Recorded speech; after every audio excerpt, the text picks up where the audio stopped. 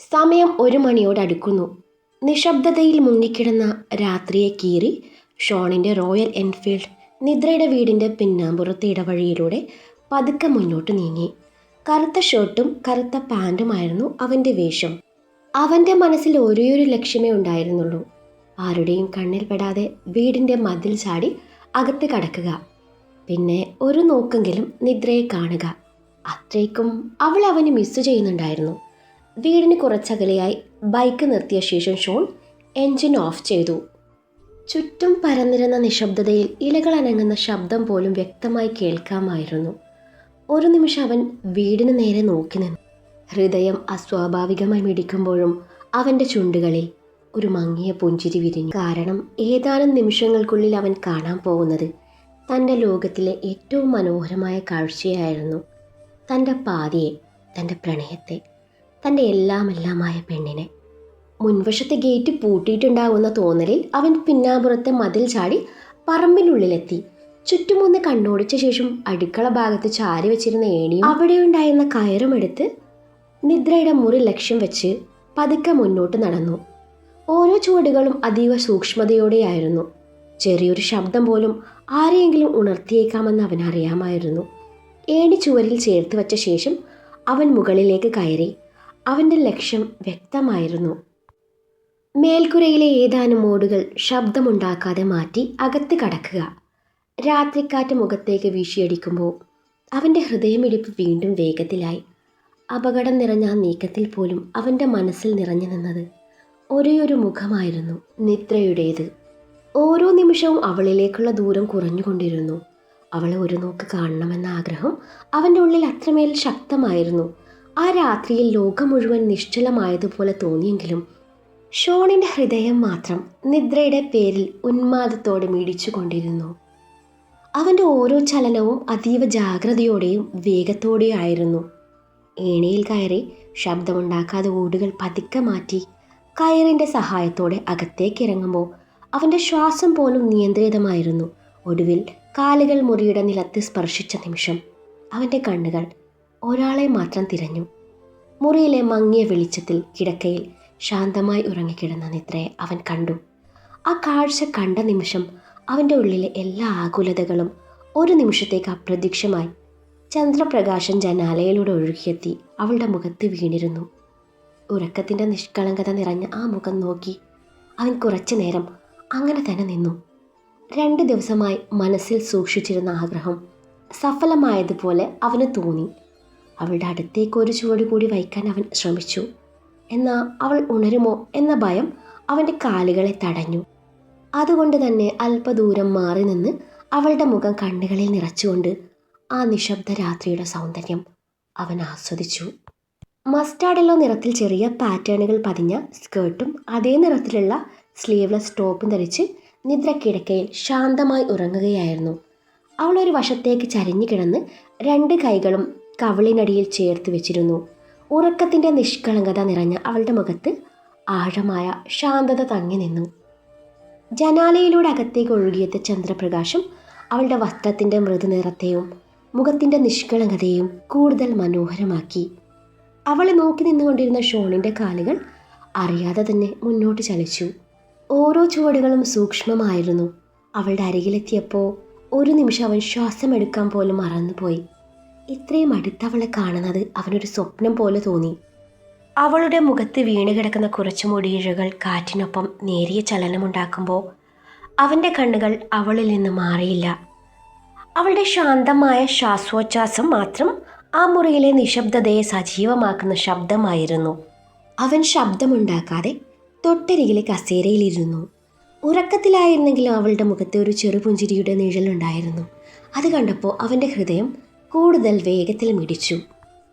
അവളെ ഉണർത്താൻ അവൻ ആഗ്രഹിച്ചില്ല. അവളെ കാണുക മാത്രമായിരുന്നു അവൻ്റെ ലക്ഷ്യം.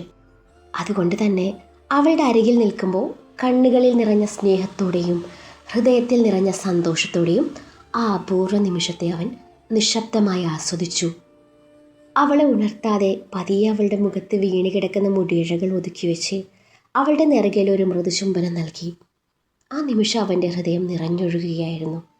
ഇനിയും ഇങ്ങനെ നോക്കി നിന്നാൽ തൻ്റെ മനസ്സിലെ വികാരങ്ങളെ നിയന്ത്രിക്കാൻ കഴിയില്ലെന്ന് അവന് തോന്നി. എന്നിട്ടും അവളിൽ നിന്ന് കണ്ണെടുക്കാൻ അവന് കഴിഞ്ഞില്ല. നിദ്രയുടെ ശാന്തമായ മുഖവും ഉറക്കത്തിൽ വിരിയുന്ന ആ പുഞ്ചിരിയും അവനെ വീണ്ടും വീണ്ടും അവളിലേക്ക് തന്നെ വലിച്ചിഴച്ചു കൊണ്ടിരുന്നു. അവൻ ബെഡിൽ നിന്ന് എഴുന്നേൽക്കാൻ ഒരുങ്ങവേ ആ ഗാഢനിദ്രയിലും അവൾ അറിയാതെ ഒന്നുകൂടി അവനോട് ചേർന്ന് കിടന്നു. അവളുടെ മുഖത്തെ ശാന്തതയ്ക്ക് യാതൊരു മാറ്റവുമില്ലായിരുന്നു. പക്ഷെ അവനെ വിട്ടകലാൻ മനസ്സിലെന്നപ്പോൾ അവളുടെ സാമീപ്യം കൂടുതൽ മുറുകി. അത് കണ്ടപ്പോൾ അവൻ്റെ ചുണ്ടുകളിൽ അറിയാതൊരു പുഞ്ചിരി വിരിഞ്ഞു. ഒരുവിധം അവളെ നേരെ കിടത്തിയ ശേഷം അവൻ പതുക്കെ എഴുന്നേറ്റു. അവൾ ചരിഞ്ഞു കിടന്ന നിലയിൽ നിന്ന് നേരെ കിടന്നതോടെ അവളുടെ വയറിന് മേൽ അല്പം പൊങ്ങിയിരുന്ന ടോപ്പിന് താഴെ വയറിൻ്റെ ഒരു ഭാഗവും അതിനെ ചുറ്റിപ്പിണഞ്ഞു കിടന്നിരുന്ന ഹിപ് ചെയിനിൻ്റെ നേർത്ത മിന്നലും അവൻ്റെ കണ്ണിൽ പെട്ടു. ഒരു നിമിഷം അവൻ്റെ ദൃഷ്ടി അവിടെ തന്നെ നിശ്ചലമായി. കണ്ണുകളിൽ കുറുമ്പ് നിറഞ്ഞു. അവളെ ഉണർത്താതിരിക്കാൻ ശ്രമിച്ചു. അതീവ ശ്രദ്ധയോടെ അവൻ വീണ്ടും ബെഡിലേക്ക് ചാഞ്ഞു. പതിയെ അവളുടെ വയറിനരികിലേക്ക് മുഖം താഴ്ത്തി. അനാവശ്യമായി ഒന്നും ചെയ്യാതെ ആ നിശബ്ദ നിമിഷത്തിൻ്റെ ഭംഗി ആസ്വദിച്ചുകൊണ്ടവൻ അവളെ നോക്കി നിന്നു. ഉറക്കത്തിനിടയിൽ അവൾ തൻ്റെ കൈ തലയ്ക്ക് മുകളിൽ എടുത്തു വെച്ചതും ടോപ്പ് ഒന്നുകൂടെ മുകളിലേക്ക് പൊങ്ങി. അവളുടെ വയറും നാഭിച്ചുഴിയും അവന് മുന്നിൽ ദൃശ്യമായതും അവന് സ്വയം നിയന്ത്രിക്കാനായില്ല. അവളുടെ പൊക്കിൽ ചുഴിക്കു മീതെ മൃദുവായി ചുണ്ടമർത്തിയതും അവൻ്റെ സാമീപ്യം പോലും അറിഞ്ഞെന്ന പോലെ ഉറക്കത്തിനിടയിലും അവളുടെ മുഖത്ത് ചെറിയൊരു ഭാവമാറ്റം തെളിഞ്ഞു. താടി രോമങ്ങൾ മൃദുവായി സ്പർശിച്ചത് കൊണ്ടാവണം അവളുടെ നെറ്റി ഒരു നിമിഷം ചെറുതായി ചുളുങ്ങി. അത് കണ്ടപ്പോൾ അവൻ ഉടനെ പിന്നോട്ട് മാറി. അവളെ ഉണർത്തിയോ എന്ന ആശങ്കയോടെ അവളുടെ മുഖത്തേക്ക് നോക്കി. പക്ഷെ അവൾ ഇപ്പോഴും അതേ ശാന്തതയോടെ ഉറങ്ങുകയായിരുന്നു. അവൻ്റെ ഹൃദയമിടിപ്പ് മാത്രം അല്പം വേഗത്തിലായി. ഒരു ചെറുപുഞ്ചിരിയോടെ അവൻ അവളുടെ മുടിയിഴകൾ ഒതുക്കി വെച്ച് അവളുടെ ശാന്തമായ മുഖം ഒരിക്കൽ കൂടി കണ്ണുകളിൽ നിറച്ചെടുത്തു. എൻ്റെ നെത്തു പെണ്ണെ, നീ എൻ്റെ കൺട്രോൾ കളയോടി. തൽക്കാലം ഇച്ചായം പോവാ. അവളുടെ കാതോരം പതിയെ ചുംബിച്ചുകൊണ്ട് മനസ്സിൽ പറഞ്ഞവൻ ബെഡിൽ നിന്ന് എഴുന്നേറ്റു. പുതപ്പെടുത്ത് പുതപ്പിക്കാൻ നേരം അവളുടെ സുന്ദരമായ കാൽപാത എടുത്ത് ചുംബിച്ചു അവൻ വന്നതുപോലെ മുറി വിട്ടിറങ്ങി.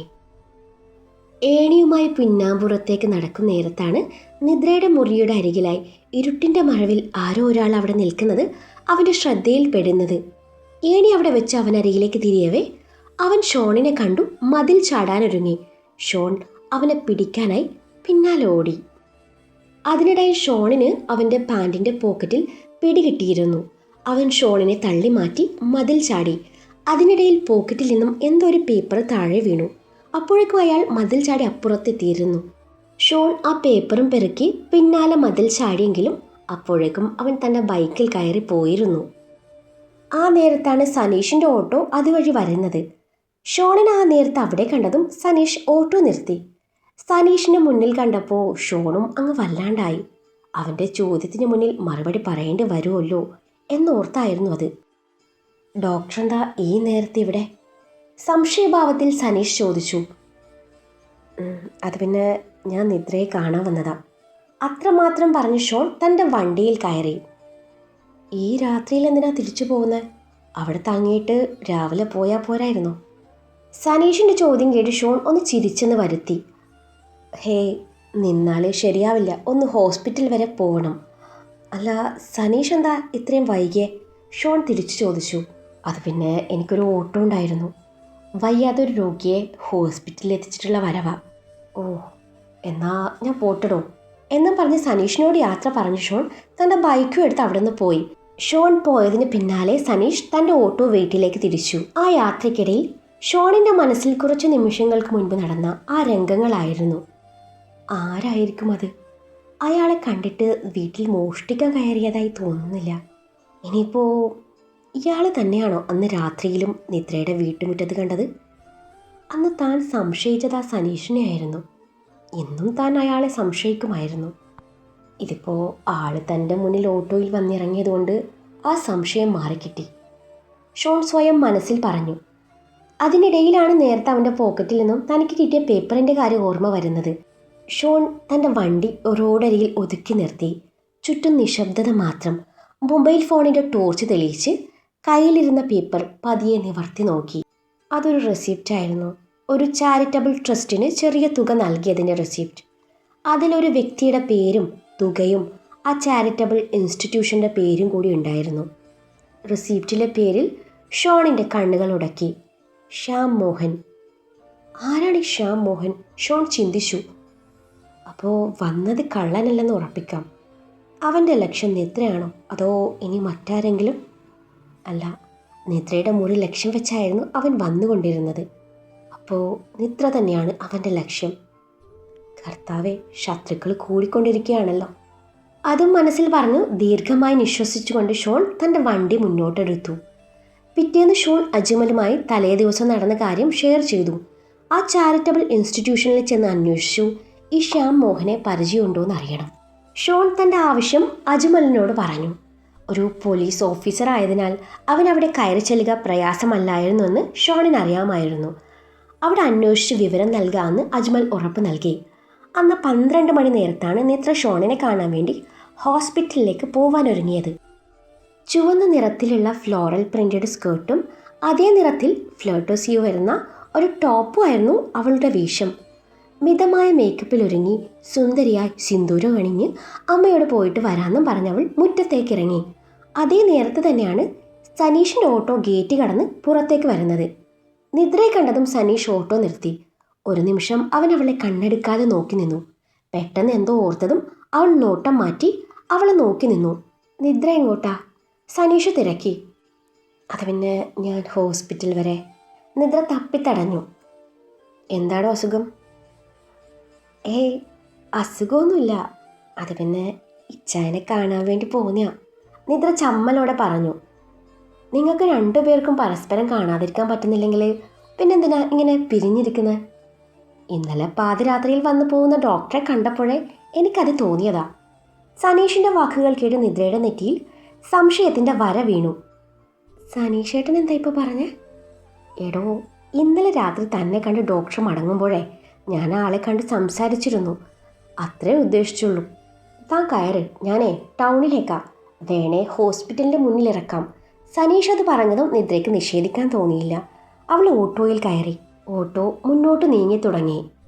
സനീഷ് ഓരോന്ന് സംസാരിക്കുന്നുണ്ടെങ്കിലും നിദ്രയുടെ മനസ്സ് നിറയെ നേരത്തെ സനീഷ് പറഞ്ഞ കാര്യങ്ങളായിരുന്നു. ഷോൺ ഇന്നലെ രാത്രി തന്നെ കാണാൻ വന്നിരുന്നു എന്നത് അവൾക്ക് വിശ്വസിക്കാൻ പറ്റിയില്ല. എന്നിട്ട് വന്നത് താൻ അറിഞ്ഞില്ലല്ലോ. ഇനിയിപ്പോൾ എന്നെ ഉണർത്താതെ കണ്ടിട്ട് പോയതാ? എന്നിട്ട് അമ്മയൊന്നും പറഞ്ഞതും ഇല്ലല്ലോ. അപ്പോൾ എങ്ങനെ ആളകത്ത് കയറി? ഇനിയിപ്പോൾ സനീഷേട്ടന് തെറ്റുപറ്റിയതായിരിക്കുമോ? നിദ്ര ചിന്തിച്ചു. ഓരോന്നും ഓർത്തുകൊണ്ട് അവൾ ഹോസ്പിറ്റലിൽ എത്തിയതുപോലെ അറിഞ്ഞില്ല. നിദ്ര, ഇറങ്ങുന്നില്ലേ? സനീഷിൻ്റെ ശബ്ദമാണ് അവളെ ചിന്തയിൽ നിന്നുണർത്തിയത്. അവനോട് യാത്ര പറഞ്ഞ് ഹോസ്പിറ്റലിൻ്റെ മുറ്റത്ത് കൂടെ മുന്നോട്ട് നടക്കുമ്പോൾ ഷോണിനെ കാണാനുള്ള തിടുക്കമായിരുന്നു അവളെ. ഹോസ്പിറ്റലിനകത്തേക്ക് കയറിയപ്പോൾ ഷോൺ ഡോക്ടറുടെ ഭാര്യ എന്ന നിലയിൽ എല്ലാവരിൽ നിന്നും പ്രത്യേക പരിഗണന ലഭിച്ചപ്പോൾ അവൾക്കെന്തോ വല്ലാത്ത സന്തോഷം തോന്നി. റിസപ്ഷനിൽ ചെന്ന് തൻ്റെ പേരും പറഞ്ഞു ഡോക്ടർ ഷോണിൻ്റെ അപ്പോയിൻമെൻ്റ് എടുക്കുമ്പോൾ കൗണ്ടറിനകത്തിരിക്കുന്നവർ അവളെ വല്ലാത്ത ഭാവത്തിൽ നോക്കി. അവർക്കൊരു പുഞ്ചിരി കൈമാറി പൈസയടച്ച് ഷോണിൻ്റെ OP മുറിക്ക് മുന്നിൽ ചെന്നപ്പോൾ രോഗികളുടെ നീണ്ട നിര തന്നെയുണ്ട്. നിദ്രയെ കണ്ടതും ഡ്യൂട്ടിയിലുള്ള നേഴ്സ് അവളുടെ അരികിൽ വന്നു. മാഡം വന്നിട്ടുണ്ടെന്ന് സാറിനോട് പറയട്ടെ മാഡം? ഹേ വേണ്ട, ഞാൻ വന്ന കാര്യം പറയണമെന്നില്ല. ഞാനേ ഇവിടെ ഇരുന്നോളാം. എല്ലാവരും പോയി കഴിഞ്ഞിട്ടേ ഞാൻ അകത്ത് പോകുന്നുള്ളൂ. അതും പറഞ്ഞ് നിദ്ര അവിടെ രോഗികൾക്ക് അനുവദിച്ചിട്ടുള്ള ചെയറിൽ ഒരു ഭാഗത്തിരുന്ന് തൻ്റെ ഫോണിൽ ശ്രദ്ധ പതിപ്പിച്ചു. അതിനിടയിൽ എപ്പോഴോ തല ഉയർത്തി നോക്കിയപ്പോഴാണ് ഫാർമസിയുടെ ഭാഗത്ത് കൈയും കാലൊടിഞ്ഞ നിലയിൽ വീൽ ചെയറിലിരിക്കുന്ന ജിതിനെ കാണുന്നത്.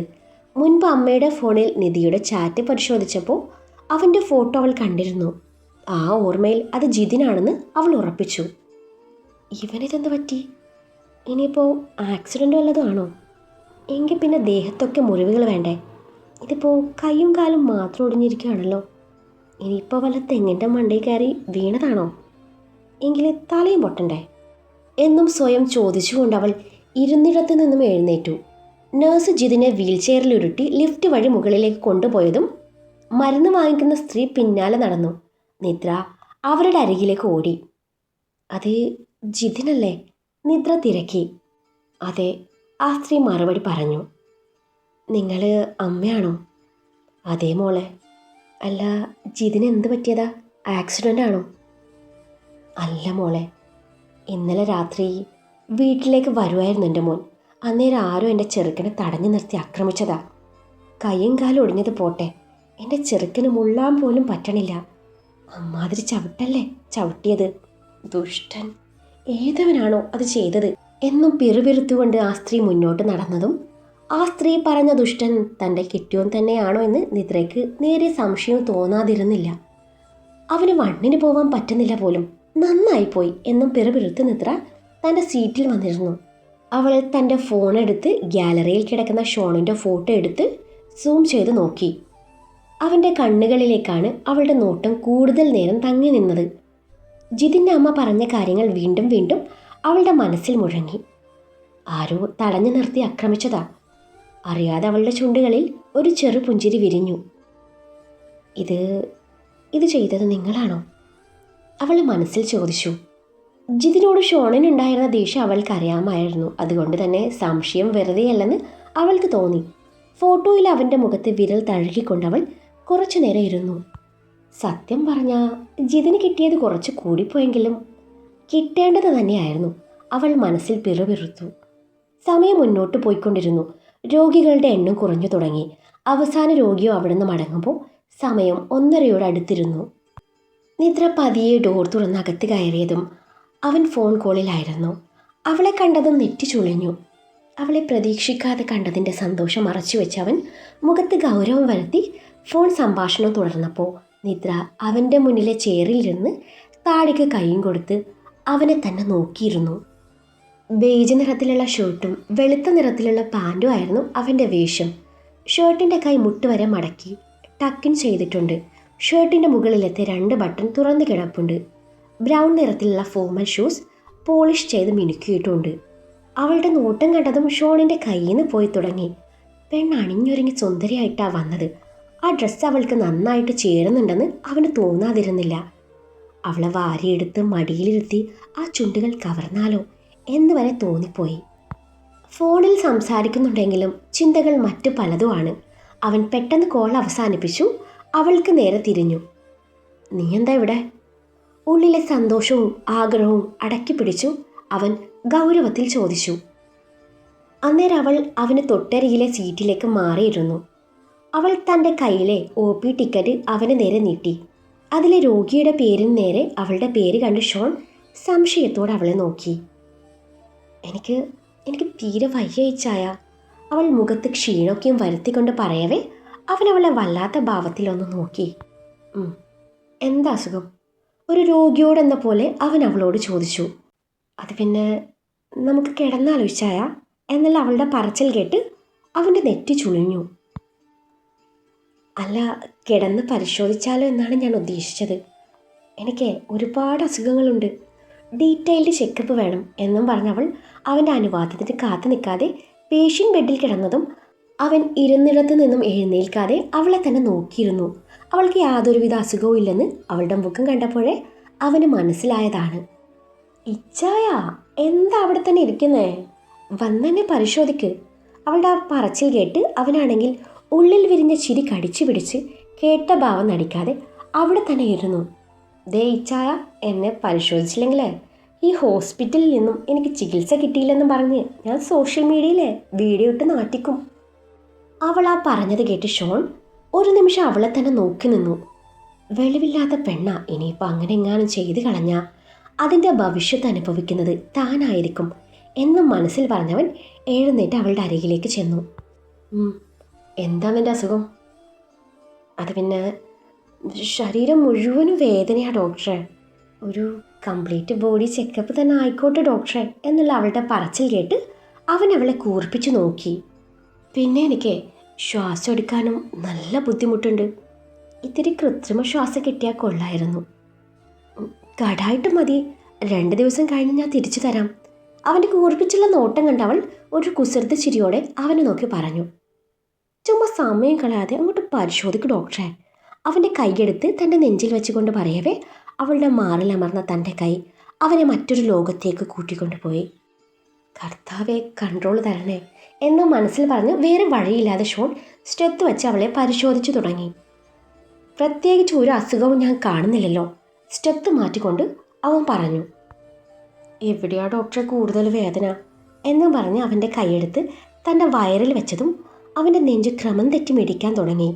അവനിൽ ആ മാറ്റം കണ്ടതും അവൾ അവൻ്റെ ആ കൈ തൻ്റെ ടോപ്പിനുള്ളിലേക്ക് കടത്തി. ദേ, എവിടെയൊന്ന് നോക്കിക്കേ ഡോക്ടറെ, ശരിക്കും എവിടെയാ വേദന? അവൻ്റെ മുഖത്തേക്ക് നോക്കി ആ കിളിപ്പോയ ഭാവം കണ്ട് ചിരി കടിച്ചമർത്തിക്കൊണ്ട് അവൾ പറഞ്ഞു. അവളുടെ വയറിൽ കൈവച്ചതും അരഞ്ഞാണത്തിൻ്റെ തണുപ്പ് അവൻ്റെ വിരലുകളിൽ തട്ടി. അതോടൊപ്പം അവളുടെ ശരീരത്തിലെ മൃദുവായ ചൂടും അവനെ സ്പർശിച്ചു. ഒരു നിമിഷം അവൻ്റെ ശ്രദ്ധ പാളി. തലേ ദിവസം രാത്രിയിൽ യാദൃശ്ചികമായി കണ്ണിൽ പതിഞ്ഞ ആ മനോഹരമായ കാഴ്ച മനസ്സിലൂടെ മിന്നൽ പോലെ കടന്നുപോയി. അവൻ പെട്ടെന്ന് തന്നെ ചിന്തകളെ നിയന്ത്രിക്കാൻ ശ്രമിച്ചു. ഡോക്ടർ എന്ന നിലയിൽ തൻ്റെ മുന്നിലിരിക്കുന്നവൾ ഒരു രോഗിയാണെന്ന് ഓർമ്മിപ്പിച്ച് മുഖം ഗൗരവം വരുത്തി. എവിടെയാ വേദന? അവൻ ശബ്ദം സാധാരണ നിലയിൽ നിലനിർത്താൻ ശ്രമിച്ചുകൊണ്ട് ചോദിച്ചു. ഇവിടെയൊക്കെ വേദനയാ. അവൾ അവൻ്റെ കൈക്ക് മുകളിലൂടെ സ്വന്തം കൈവച്ച് വയറിൻ്റെ മറ്റൊരു ഭാഗത്തേക്ക് നീക്കി. നന്നായി നോക്കിയാലും മനസ്സിലാവുള്ളൂ ഡോക്ടറെ. അതും പറഞ്ഞവൾ തൻ്റെ വയറിൽ നിന്നും ടോപ്പ് പൊക്കിയതും അവൻ്റെ കണ്ണുകൾ മിഴിഞ്ഞു വന്നു. ഒരു നിമിഷം അവൻ്റെ കണ്ണുകൾ അവളുടെ വയറിലുടക്കിയെങ്കിലും അവൻ പെട്ടെന്ന് നോട്ടം മാറ്റിക്കളഞ്ഞു. അവളുടെ മുഖത്തെ കുസൃതി ചിരിയും കണ്ണുകളിലെ തിളക്കവും കണ്ടതോടെ അവൾ പറയുന്ന അസുഖത്തിന് പിന്നിലെ ഉദ്ദേശം എന്താണെന്ന് അവന് വ്യക്തമായി. നിദ്ര. അവൻ അവളുടെ ടോപ്പ് താഴ്ത്തി വെച്ച് അവളെ ഒന്ന് തുറച്ചു നോക്കി. എന്താ ഡോക്ടറെ? ഒന്നും അറിയാത്ത ഭാവത്തിൽ അവൾ പുരികമുയർത്തി. നിനക്ക് ശരിക്കും അസുഖമാണോ, അതോ എന്നെ പരീക്ഷിക്കാൻ വന്നതാ? അത് കേട്ടതും അവൾ ചിരിയടക്കാൻ ശ്രമിച്ചെങ്കിലും ചുണ്ടുകളുടെ കോണിൽ വിരിഞ്ഞ പുഞ്ചിരി മറയ്ക്കാൻ കഴിഞ്ഞില്ല. അല്ല ഡോക്ടറെ, എനിക്ക് ശരിക്കും വലിയ അസുഖങ്ങളുണ്ട്. അതിനുള്ള മരുന്ന് നിങ്ങളുടെ അടുത്തേ ഉള്ളൂ. അവൾ ബെഡിൽ നിന്നും എഴുന്നേറ്റിരുന്ന് അവൻ്റെ തോളിലൂടെ ഇരു കൈകളും ചുറ്റിപ്പിടിച്ചുകൊണ്ട് പറഞ്ഞു. ഓഹോ, അതെന്ത് അസുഖമാണെന്നൊന്ന് പറയോ? അവൻ ചിരി അടക്കിക്കൊണ്ട് ചോദിച്ചു. പറഞ്ഞാ ഇയാൾ മരുന്ന് തരുമോ? അസുഖം എന്താണെന്ന് അറിഞ്ഞാലല്ലേ ചികിത്സിക്കാൻ പറ്റൂ. അവൾ കുറച്ചു നേരം അവൻ്റെ കണ്ണുകളിലേക്ക് തന്നെ നോക്കി നിന്നു. പിന്നെ പതിയെ അവൻ്റെ തോളിൽ താടി ചേർത്ത് വെച്ചു മൃദുവായി പറഞ്ഞു. എൻ്റെ ഹൃദയത്തിന് അസുഖം. ഓ, അത്ര ഗുരുതരമാണോ? അവൻ കളിയോടെ ചോദിച്ചു. ആന്നേ, വളരെ ഗുരുതരാണ്. ഒരു മനുഷ്യനെ കണ്ട നാൾ മുതൽ ഹൃദയം സാധാരണ പോലെ പ്രവർത്തിക്കുന്നില്ല. എപ്പോഴും അയാളെക്കുറിച്ച് ചിന്തയുള്ളൂ. അയാളെ കണ്ടില്ലെങ്കിൽ ശ്വാസം മുട്ടും പോലെ തോന്നും. കണ്ടാ വീണ്ടും ഹൃദയമിടിപ്പ് കൂടും. ആളെ കാണാതിരുന്നാലോ നെഞ്ചിനുള്ളിൽ ഒരു പിടച്ചില. ആളോട് സംസാരിക്കാതിരുന്നാ ഞാൻ ഫുൾ ഡൗൺ ആവും. ആൾ അടുത്തുണ്ടെങ്കിലേ എന്തോ വല്ലാത്തൊരു സമാധാനമാണ്. ആൾ അകലെയായ ദേഷ്യവും സങ്കടവും ഒക്കെ വരും. നിദ്ര ഓരോന്നായി എണ്ണി പറയുമ്പോൾ ഷോണിൻ്റെ ചുണ്ടിൻ്റെ കോണിൽ ഒരു പുഞ്ചിരി വിരിഞ്ഞു. ഓ, ഇതൊക്കെ കേട്ടെ എനിക്ക് തോന്നുന്നത് രോഗിയെ മെഡിക്കൽ വാർഡിലല്ല സൈക്യാട്രി വാർഡിൽ അഡ്മിറ്റ് ചെയ്യേണ്ടി വരുമെന്നാണ്. അയ്യോ, അങ്ങനെ പറയല്ലേ ഡോക്ടറെ. ശരിക്കും എനിക്ക് നിങ്ങളെ മിസ് ചെയ്യുന്ന അസുഖമാണ്. ആ വാക്കുകൾ കേട്ടതും ഷോണിൻ്റെ കണ്ണുകളിലെ കൃത്രിമ ഗൗരവം അല്പാൽപമായി അലിഞ്ഞുപോയി. അവൻ അതവളിൽ നിന്നും മറച്ചു പിടിക്കാൻ വേണ്ടി തൻ്റെ ചെയറിൽ വന്നിരുന്നതും നിദ്രയും പിന്നാലെ ചെന്ന് അവൻ്റെ മടിയിലിരുന്നു. അവളുടെ പ്രവൃത്തിയിൽ ഷോൺ ഒന്ന് ഞെട്ടി. ശേഷം അവളിലേക്ക് നോട്ടം വായിച്ചപ്പോൾ അവൾ അവൻ്റെ മുഖം തൻ്റെ കൈക്കുമ്പിളിൽ കോരിയെടുത്തു. ഇരുവരുടെയും കണ്ണുകൾ ഒരു നിമിഷം പരസ്പരം കൊരുത്തു. ഇച്ചായ, എന്നോടിപ്പോഴും ദേഷ്യ? ഞാൻ സോറി പറഞ്ഞതല്ലേ. ഇനിയും എന്തിനാ എന്നെ ഇങ്ങനെ അവഗണിക്കുന്നത്? ഇച്ചായനില്ലാതെ എനിക്ക് പറ്റാഞ്ഞിട്ടാ. ഐ ലവ് യു ഇച്ചായ. അതും പറഞ്ഞവൾ അവൻ്റെ നെറുകയിൽ ചുണ്ടമർത്തി.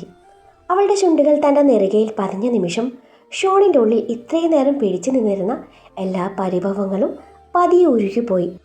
അവൻ ഒന്നും പറയാതെ അവളെ നോക്കി. ആ കണ്ണുകളിൽ കുസൃതിയും സ്നേഹവും ചെറിയൊരു ഭയവും ഉണ്ടായിരുന്നു. താൻ വീണ്ടും അകറ്റി നിർത്തുമോ എന്നൊരു ഭയം. റിയലി ലവ് യു ചായ. എനിക്കിനിയും കാണാതിരിക്കാൻ പറ്റില്ല, അതുകൊണ്ടാണ് വന്നേ.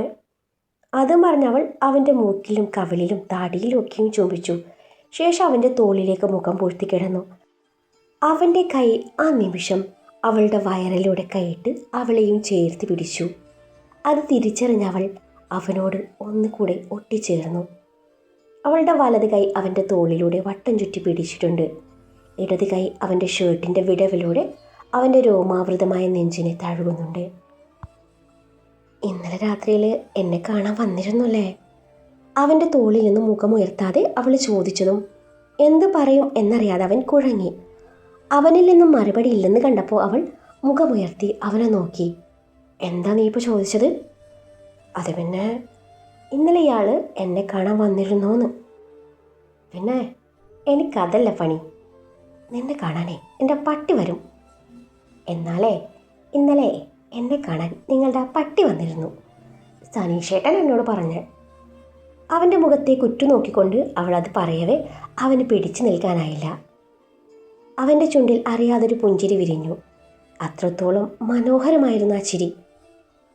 നിദ്രയത് ഒരു നിമിഷം നോക്കി നിന്നുപോയി. വന്നിട്ട് എന്തായിരുന്നു ഇയാളുടെ പരിപാടി?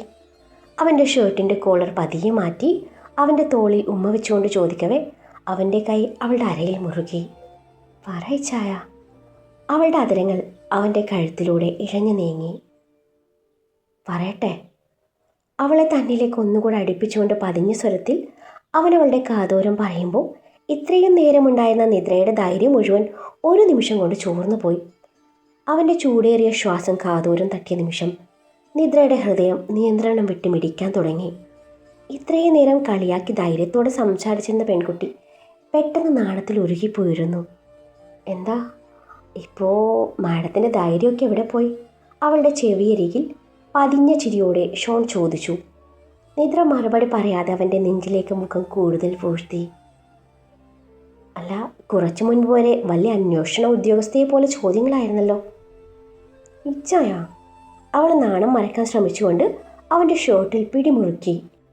അത് കണ്ടപ്പോൾ അവൻ്റെ ചുണ്ടിലെ പുഞ്ചിരി ഒന്നുകൂടി വിടർന്നു. വന്നിട്ട് ഞാൻ എന്ത് ചെയ്തെന്നറിയണോ നിനക്ക്? അവൾ തല ഉയർത്താതെ തന്നെ പതിയെ തലയാട്ടി.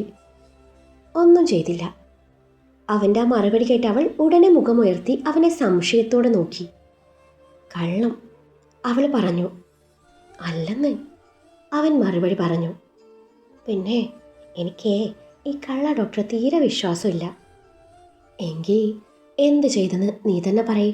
അവൻ്റെ കണ്ണുകളിലെ കുസൃതി കണ്ടപ്പോൾ നിദ്രയുടെ കവിളുകൾ ചുവന്നു. ഞാൻ ഉറങ്ങുന്നത് നോക്കി നിന്നു. പിന്നെ പിന്നെ എൻ്റെ മുടിയിൽ തൊട്ടു. അന്നേരം ഷോണൊന്ന് ചിരിച്ചു.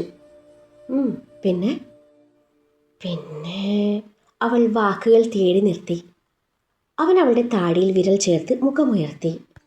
പിന്നെ അവൻ വീണ്ടും ചോദിച്ചു. ആ നിമിഷം അവരുടെ കണ്ണുകൾ തമ്മിൽ ഉടക്കി. പിന്നെ ഇയാൾ പെട്ടെന്ന് തിരിച്ചു പോന്നു. ആ വാക്കുകൾ കേട്ടതും അവനിൽ കുറുമ്പ് നിറഞ്ഞു. ആര് പറഞ്ഞു പെട്ടെന്ന് തിരിച്ചു പോന്നു?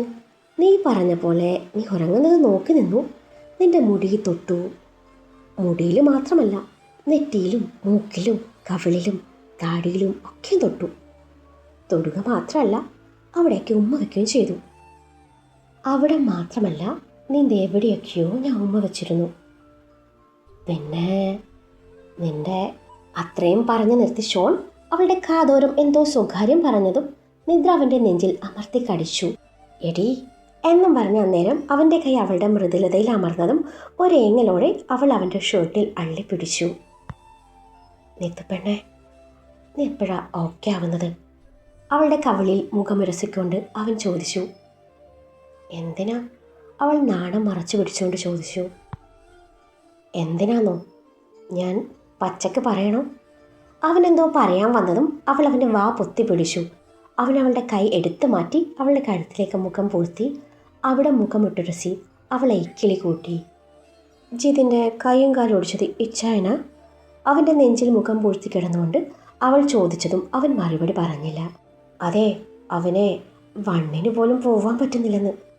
അതെന്തായാലും കഷ്ടമായി പോയിട്ടാ. നിദ്ര അത് പറഞ്ഞതും ഷോളിൽ നേർത്തൊരു പുഞ്ചിരി മുട്ടിട്ടു. നിത്തു, നിനക്ക് ഏതെങ്കിലും ശ്യാം മോഹനെ പരിചയമുണ്ടോ? എന്താ ഇച്ഛായ? നീ ആദ്യം ചോദിച്ചതിന് മറുപടി പറ. ശ്യാം മോഹനാണെന്നേ എനിക്ക് ശരിക്കും അറിയില്ല. ഞങ്ങൾക്ക് കോസ്റ്റ് അക്കൗണ്ടിങ് എടുക്കുന്ന ശ്യാം സാറാണ്. എനിക്ക് സാറിൻ്റെ ഫുൾ നെയിം അറിയില്ല. നിദ്ര അത് പറഞ്ഞു തീർന്നതും അജ്മലിൻ്റെ കോൾ വന്നതും ഒരുമിച്ചായിരുന്നു.